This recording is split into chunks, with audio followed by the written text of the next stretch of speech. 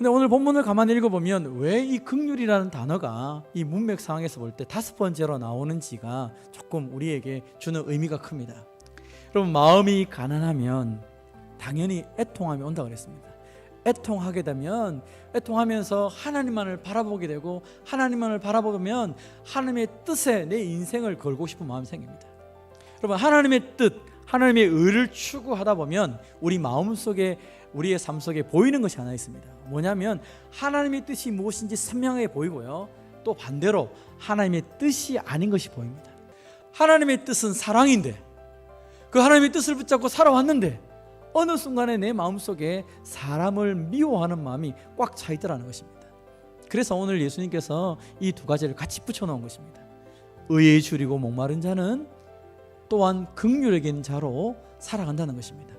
하나님의 의를 붙잡았기 때문에, 하나님의 의를 따라 살았기 때문에, 하나님의 그 마음을 따라서 하나님이 우리를 긍휼히 여겨 주셨던 것처럼 나도 다른 사람을 긍휼히 여기며 살아가야 된다는 것입니다.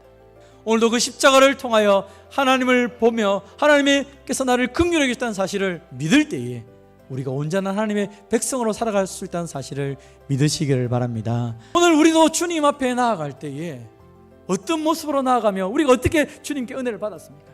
왜 우리가 예수님의 십자가가 필요하고 주님의 은혜가 필요합니까? 내가 병들었고 내가 죄인이기 때문이지 않습니까? 주님의 그 십자가의 보혈이 아니면 내 죄가 용서되지 않고 내 인생에 살아갈 의미를 알 수 없기 때문에 우리가 주님을 의지하며 나가는 것 아니겠습니까? 이제는 누구든지 그리스도 안에 있으면 새로운 피조물이 되었습니다. 무슨 얘기를 하는 것입니까? 내가 죄인인 줄 알고 예수님께 엎드려서 그 십자가의 보혈을 의지하고 예수님 믿었을 때 이제 내 인생은 바뀌었다는 것입니다. 어떻게 바뀌었습니까? 새롭게 바뀌었다는 것입니다.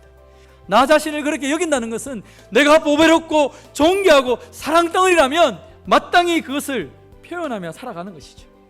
그래서 하나님의 긍휼을 받은 자기 때문에, 그런 나 자신을 내가 알기 때문에 이제 하나님의 긍휼의 눈으로 이웃을 바라보는 것입니다.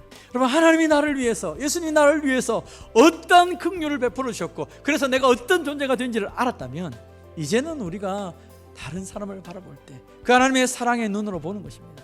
여러분 가운데 외로움을 느끼는 사람은 혼자 다른 사람 보고 나 사랑해 주세요 말하지 마시고 여러분이 다른 사람을 사랑해 보라는 것입니다. 그러면 하나님의 사랑이 무엇인지를 먼저 알게 되고 그 형제와 자매를 사랑하기 때문에 하나님이 내게 주시는 그 은혜가 얼마나 큰지를 경험하게 됩니다. 사랑하는 성도 여러분, 하나님의 긍휼을 받았다면 이제 이 긍휼을 마음껏 나눠줌을 통하여 여러분이 가는 모든 곳곳에 하나님의 사랑, 하나님의 위로, 하나님의 긍휼이 충만하여서 그 많은 사람들이 외롭지 않고 그 많은 사람의 그 슬픈 눈물이 닦여지는 은혜의 역사가 있기를 주님의 이름으로 축원드립니다.